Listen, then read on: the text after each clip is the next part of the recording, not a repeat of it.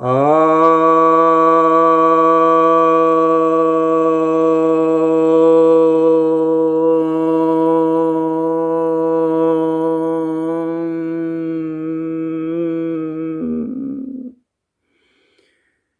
भक्तजनों को सप्रेम नमन।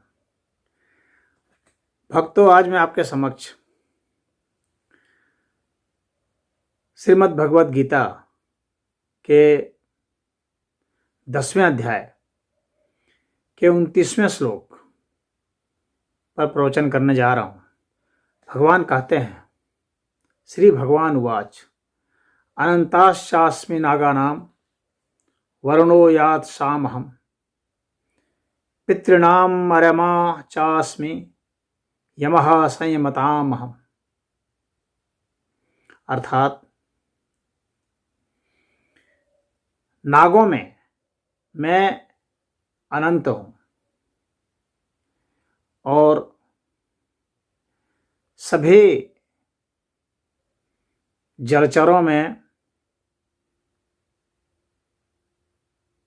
यानी तरल पदार्थ में मैं वरुण हूँ और पितरों में मैं अर्यमा हूँ तथा नियमन करने वाले में मैं यम हूँ। तो यहाँ पर भगवान ने इनको अपनी विभूति बताया है। तो पहले कहते हैं कि नागानाम अनंताश्चास्मि, नागों में मैं अनंत हूँ। तो यहाँ पर यह समझ लेना चाहिए कि यहाँ पर नाग का अर्थ जो है वो सांप से नहीं है, बल्कि सर्पनुमा शक्ति से मतलब है।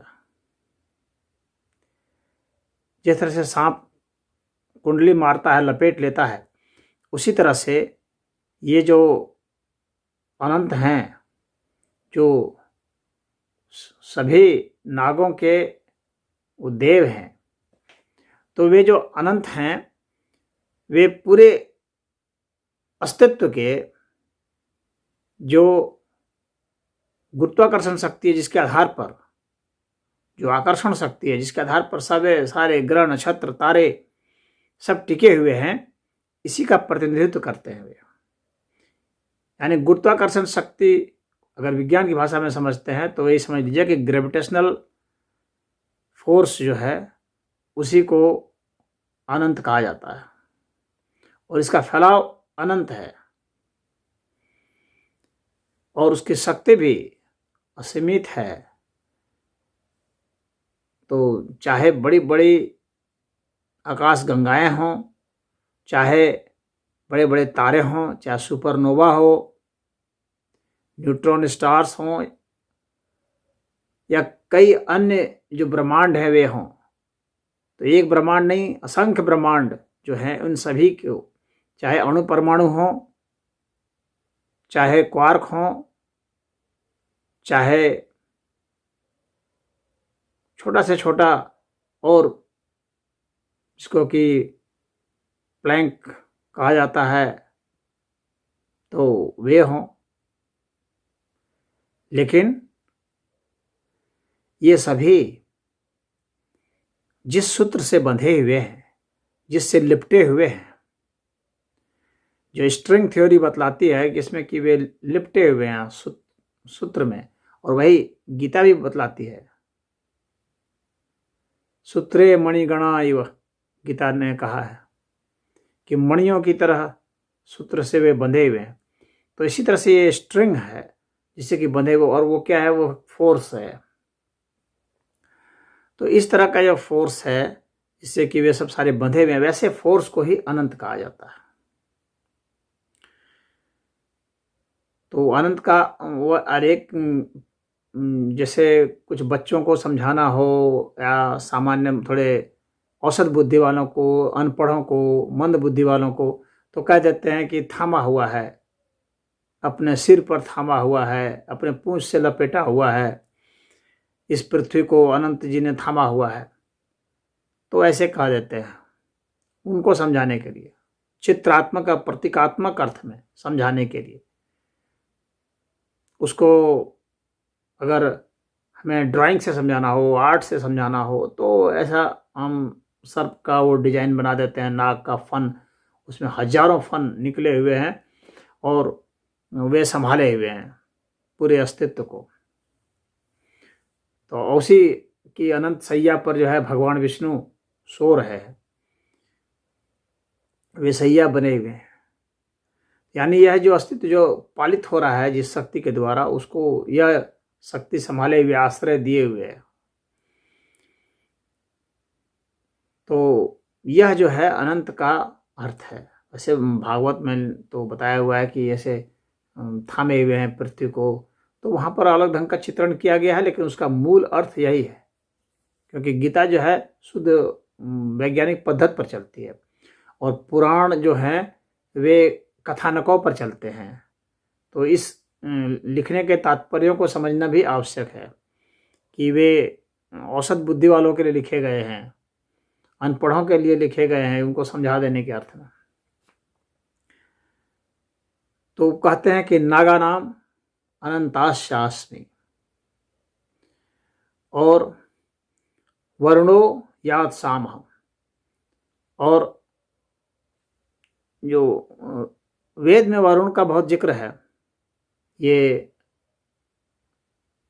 सारे जो भी यज्ञ में हवन किया जाता है उसको अपना उसमें एक भाग ले लेते हैं, और कहीं भी कुछ तर्पण किया जाता है तो उसमें भी वरुण का होता है अंश।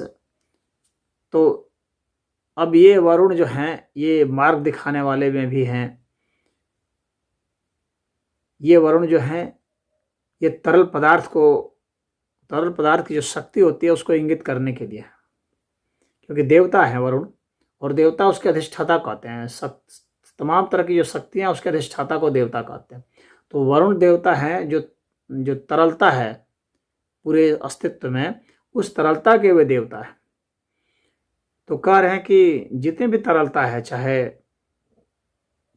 पानी की तरलता हो, चाहे अल्कोहल की हो, चाहे एथरिक तरलता हो, चाहे अन्य किसी भी, चाहे शहद की तरलता हो या किसी भी चीज़ की, कोई भी तत्व आप ले लें, कोई भी केमिकल ले लें, या कोई जो फ्लूइड स्टेट हो जाता है, जैसे क्वार्क भी जो फ्लूइड स्टेट में आता है, तो वे सब जो है, जो इसकी जो फ्लूइडिटी है उसके जो देवता हैं उसको वरुण कहा जाता है। उसी के लिए वेद में संस्कृत में शब्द है आपह। तो आपह का अर्थ सिर्फ जल नहीं होता है, आपह का अर्थ है तरल, लिक्विड स्टेट। तो लिक्विड स्टेट को दिखलाने के लिए, फ्लूइडिटी दिखलाने के लिए, तो वरुण यहाँ पर हैं वे। तो अब कहते हैं कि ये मैं वरुण हूँ, और पितृणाम अर्यमा चास्मि, और कहते हैं कि पितरों में मैं अर्यमा हूँ। पितर उसको कहते हैं जो पालन करने की जो शक्ति है उसको पितर कहते हैं। कुछ लोग पितर समझते हैं, पितर का मतलब पूर्वज। एक अर्थ में पूर्वज भी होते हैं, क्योंकि पूर्वजों ने हमको पाला है, हमको पोसा है, हमको बड़ा किया है। जो हमारे पूर्वज रहे हैं उन्होंने तो हमें पाला पोसा, इसीलिए उनको भी पितर कहते हैं। परंतु पितर का मतलब वही नहीं होता। पितर का अर्थ होता है पालन करने वाला। तो पालन करने की जो शक्ति है उसको पितर कहा जाता है। तो जिन जिन लोगों ने हमें पाला, इसलिए परमात्मा को भी पितर कहते हैं। तो कई देव हैं जो पितर हैं, जैसे यमराज भी पितर हैं, तो अर्यमा भी पितर है। तो जो पितर हैं इनके दो स्थितियां बतलाई जाती हैं, एक तो दिव्य पितर हैं, एक मर्त पितर है। मर्त पितर हैं जो कि मरने के उपरांत, मरने के बाद जो है उस स्थिति को प्राप्त होते हैं, कि इस स्थिति को प्राप्त होते हैं कि पालन कर सकें। अर्यमा जो है वे दिव्य पितर है। तो कुछ पितर हैं जो दिव्य हैं। दिव्य इस अर्थ में है कि जिन्होंने वो पद हासिल ही कर लिया है। तो अब यहाँ अर्यमा किसके लिए इंगित किया गया है? अर्यमा वह पालन शक्ति है हमारे में, मानवों की समग्र या सभी प्राणियों की समग्र अभिप्सा जो है, जो कि उसको श्रेष्ठता की ओर ले जाना चाहते हैं, जो ऐसे विकास की ओर ले जाना चाहते हैं जो जिसमें कि उसका अस्थायी पालन हो जाता है। वह आर्यमा है। आर्यमा आर्य से बना हुआ है, आर्य सजाति का है यह। आर्य मतलब श्रेष्ठ। तो हम श्रेष्ठ पथ की ओर चल पड़े, सत्य पथ की ओर चल पड़े, आनंद और ज्ञान पथ की ओर चलें और मृत्यु से अमृत की ओर चल पड़े। मृत्यु और माँ अमृतम गमय, यह जो है, यह जब पितृपक्ष होता है तो उसमें समर्पित करते हैं आर्य माँ को, तो इसके लिए भी यहाँ प्रयुक्त होता है। तो आर्य माँ हमारे के भीतर की वैसी शक्ति है जो सामान्य तो शक्ति तो पितर है जो हमें पालन करती है, लेकिन आर्य माँ पितरों में वह शक्ति है जो कि हमें श्रेष्ठता की ओर ले जाती है। सिर्फ पालन ही नहीं करती बल्कि श्रेष्ठता की ओर ले जाती है, हमें चरम विकास की ओर ले जाती है, हमारे सत्य पथ को, न्याय पथ को हमें अग्रसित कराती है, उस पथ की ओर चलाती है और अंततः जो है हम आध्यात्मिक स्थिति को, परम स्थिति को प्राप्त हो जाते हैं। वह आर्य माँ है। वेदों में आर्य माँ का जिक्र है, ऋग्वेद में इसका जिक्र है। ये अलग बात है कि अलग इनके लिए सूक्त नहीं दिया गया, लेकिन इन मंत्रों में जिक्र है ऋग्वेद के। तो वहाँ पर आर्य माँ को वैसी शक्ति से इंगित किया गया है जिसमें कि वे सत्य और न्याय के पथ पर चल रहे हैं और इस तरह से विकास की ओर जा रहे हैं जहाँ पर कि वो पूर्ण ज्ञान की अवस्था को, आनंद की अवस्था को, अनंत अवस्था को प्राप्त हो जाए। तो वैसी शक्ति को आर्य माँ कहा गया है, वो श्रेष्ठ शक्ति है। आर्य से, जैसे मैंने बताया कि श्रेष्ठ शक्ति के लिए आर्य माँ शब्द का प्रयोग किया गया है। वैसे जो पौराणिक हिसाब से अगर देखेंगे तो जो आर्य माँ हैं तो उनको जो है जो पितृदान होता है, पिंडदान जिसको कहते हैं, आर्य माँ को फिर पिंडों में बदल दिया जाता है, पिंडदान जिसको कहते हैं, तो उसमें प्रयोग होता है। पितृपक्ष आता है और पितृपक्ष में दान किया जाता है। तो यह जो है असल में सूर्य के जो 12 महीने हैं, तो 12 महीना में सूर्य का अलग अलग नाम दिया गया है। तो जो 12 महीने में अलग अलग नाम दिया गया है, तो उसमें से जो बैसाख है, तो उस बैसाख में जो सूर्य है उसका नाम जो है आर्य माँ है।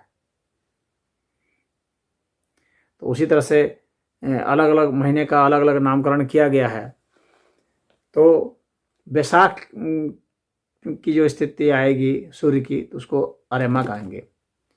सूर्य की जो श्रेष्ठ किरणें होती हैं तो उसको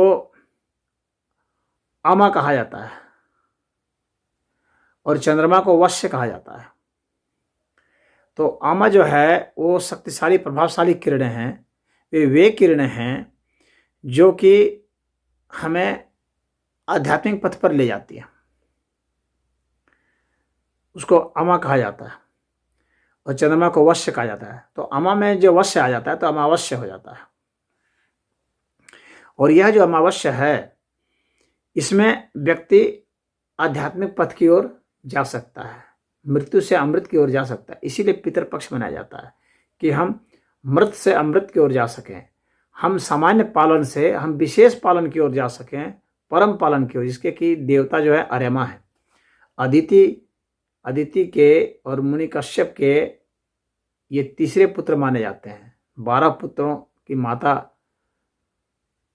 अदिति हैं, उसमें ये तीसरे पुत्र हैं आर्य माँ, और इन्हें उसका पितरों का प्रतिनिधि माना जाता है, पालन करने वाला का ये मुखिया इनको माना जाता है। और वैसे एक यमराज भी हैं, तो वे न्यायाधीश माने जाते हैं। अन्य भी हैं, जैसे कि उसमें से अग्निस्वात हैं, और तो अग्निस्वा हैं, बहिर्सद हैं, अनल हैं, सोम हैं और कव्यवाह हैं। तो ये 7 हैं। तो ये 7 पितृगण हैं जो कि अलग अलग वर्ग का प्रतिनिधित्व करते हैं। जैसे अग्निस्वात हैं जो वे देवताओं का प्रतिनिधित्व करते हैं, बहिर्सद हैं वे यक्ष, राक्षस, किन्नर और गंधर्व, सर्प, इन सब का वो प्रतिनिधित्व करते हैं, यानी इनसे संबंधित जो न्याय हो सकता है उसको वे देते हैं। फिर साधकों के लिए अलग से हैं, सोमपा हैं। तो इन सब के लिए अलग अलग वो क्रियाएं, इनके पूरे समूह को पितर कह दिया जाता है। अब ये जो पितृ हैं और अरेमा, तो आप देखते होंगे कि यज्ञ होता है तो यज्ञ में भी अरेमा को उसमें भी हिस्सेदार बनाया जाता है अग्नि और वरुण के साथ। चाहे उसमें स्वाहा के साथ होता है तो हव्य लेते हैं और कव्य भी लेते हैं, जो स्वधा के साथ। तो स्वधा में वो कव्य ले लेते हैं और स्वाहा में वे हव्य ले लेते हैं, और वरुण और मित्र के साथ। तो ये सब अरेमा के वैसे सामान्य कार्य माने जाते हैं। तो इनके कुछ प्रतीकात्मक पहलू हैं, जिसे कि मैंने बताया कि इसमें पौराणिकों में उसी को कहने का अलग से तरीका है समझाने का, और वेद में जो है वो बिल्कुल वैज्ञानिक पद्धति से समझाया गया है, गीता में भी। तो भगवान ने गीता में इसीलिए कहा है कि अरेमा जो है वे हमारे प्रतिनिधि हैं, हमारे विभूति हैं। हालांकि मूल तो चीज़ तो भगवान ही विभूति है, लेकिन उसमें इनको भी बताया गया है। इन विभूतियों से सिर्फ ईश्वर को ही परिलक्षित करके समझना चाहिए, यानी मूलतः हम ईश्वर की विभूतियों को समझ रहे हैं, तो यानी इनमें हमको ईश्वर ही देखना चाहिए, कुछ अन्य और नहीं।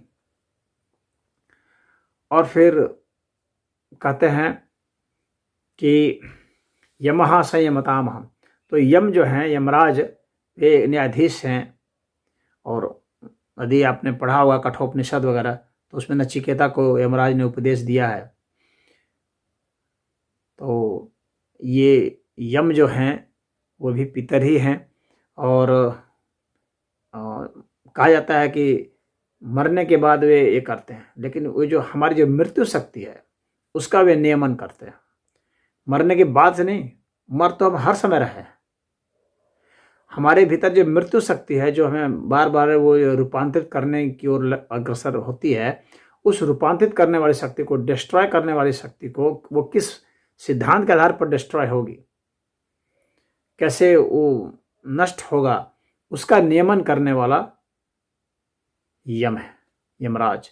और उसमें वहाँ कोई पक्षपात नहीं होता है, कोई वहाँ सिफारिश नहीं होती है, यानी आप उसमें कुछ नहीं कर सकते। कहने का मतलब है कि जो ये डेथ फोर्स है किसी चीज़ का, उसमें कोई अपवाद नहीं कर सकता, आपकी कोई पैरवी नहीं चल सकती है, और उससे कोई बच नहीं सकता है। जो भी रूप में आ गया, रंग में आ गया, आकार में आ गया, प्रकार में आ गया, गुण में आ गया, उसका बदलना अवश्यंभावी है, अनिवार्य है। और वे सारे जो है वो यम के नियमन के तहत आते हैं। इसलिए नियमन करने वाले में यम को श्रेष्ठ माना गया है। तो जो संयम किया जाता है, इसे महर्षि पतंजलि जी ने यम, नियम, आसन, प्राणायाम, प्रत्याहार, धारणा, ध्यान, समाधि बताए हैं अष्टांग योग में। तो उस 8 अंग में जो यम है, समझ लीजिए वो यम क्या है, वो नियमन है। तो वह नियमन जो है वही वहाँ ये भगवान यहाँ बता रहे हैं कि मैं वह यम हूँ, यानी आपको अपना नियमन करना है स्वयं। और यम में क्या क्या होगा, सत्य होगा, अहिंसा होगा, अपरिग्रह होगा, अस्तेय होगा, ब्रह्मचर्य होगा। तो ये जो यम हैं ये आपके नियमन के लिए है। ऐसा आप कर लेंगे तो क्या होगा, आप में आध्यात्मिक गति आ जाएगी। सत्य से, अहिंसा से, अपरिग्रह यानी ज़्यादा इकट्ठा नहीं रखना, अपनी आवश्यकता से ज़्यादा मत इकट्ठा रखें। ये नहीं कि कई कई पीढ़ियों के लिए जमा कर रहे हैं। और अस्तेय मतलब कि बिना, जो इसका मूल स्वामी जो है उसकी बिना इजाज़त के आप उसका प्रयोग नहीं करें। और हम जानते हैं कि 2 तरह के स्वामी हैं, एक तो यहाँ लौकिक स्वामी और एक सबके स्वामी यानी परमात्मा। तो बिना परमात्मा को भजन किए हुए हम न खाएं, न कपड़ा पहने, न कुछ करें, तो उनसे पहले इजाज़त ले लें तो ही हम करें। और उसके बाद यहाँ लौकिक रूप से जो उसका मालिक है उससे भी इजाज़त ले ले, और क्योंकि उसके माध्यम से भी ईश्वर ही हमें इजाज़त देते हैं, अनुमति देते हैं। तो इस तरीके से हम अस्तेय में आ जाएंगे, नहीं तो फिर तो हमें चोरी का आरोप लग जाएगा। तो ये जो नियमन है, विशेष रूप से आप अष्टांग योग में देखेंगे तो इसका विशेष वर्णन है। यहाँ पर मैं ज़्यादा वर्णन नहीं करना चाहता हूँ। सत्य आप जानते ही हैं कि हर चाहे जो भी आपको अनुभूति है उसको वैसा का वैसा बोलने का प्रयास करें, जितना बोल सकते हैं, तो वो सत्य के तहत आ जाएगा। और ब्रह्मचर्य का अर्थ हो गया ब्रह्म की तरह आपकी चर्या हो, यानी जिसे ईश्वर निष्पक्ष होते हैं, निर्मल होते हैं, हाँ, वो सत्य होते हैं, वो आनंदचित हैं, करुणावान हैं, उस तरह से ही अगर आपकी चर्या है, उस तरह से ही आपका व्यवहार है, आपकी सोच है, आपका भाव है, तो आप ब्रह्मचर्य को पालन करते हैं। ब्रह्मचर्य का अर्थ वीर का रक्षण। वीर का रक्षण मतलब आपका तेज ओज का रक्षण, यानी जो आप में जो श्रेष्ठ चीज़ है वह आपका वीर्य है, तो उसका रक्षण, संवर्धन, उसका रूपांतरण और फिर उसका एक बेहतर प्रयोग, बेहतर उपयोग कर रहे हैं सबके लोक कल्याण के लिए, तो वह जो है ब्रह्मचर्य है। तो ये जो है यम है। तो कहें कि इन तरह के नियमों में मैं यम हूँ, तो वह यम की ओर इशारा कर रहे हैं। और एक यमराज जो हैं वो उस शक्ति को निर्धारित करने वाले, हमारे सारे कर्मों का हिसाब किताब करने वाले को यमराज कहा जाता है। तो आप ऐसा नहीं समझेंगे कहीं कोई बैठ करके कोई लिख रहा है, हिसाब कर रहा है, लिख रहा है, नहीं, बैठ करके कहीं कोई लिख नहीं रहा है। उसके अंतर्निहित है ये, हम जो कर्म करते हैं उसके अंतर्निहित है, उसमें कोडिंग अपने आप होती है, उसकी ये प्राकृतिक रूप से लिखावट है, अपने आप ही उसमें सारे कर्म के कर्म फल उसमें अपने आप जुड़ते चले जाते हैं। हम जो कुछ भी करते हैं, सोचते हैं, या हमारे जो भाव आते हैं, उन सब के पीछे जो है अपना एक सिस्टम है इन्फॉर्मेशन का, सूचना का, और वह सूचना जो है अपने आप कोडेड है और वो एक लॉ के तहत चलता है। तो वही यहाँ पर यमराज है, इसको से समझे। तो भगवान कह रहे हैं कि मैं वह हूँ, सारे नियमन करने वाले। नियमन करने वाले और भी चीज़ें हैं, लेकिन जो मूल चीज़ है वो यमराज है, यानी जो पूरे अस्तित्व का जो नियमन करने का जो कोड है, जो विधान है, वह यमराज है। तो आज इतना ही। ओम हरि।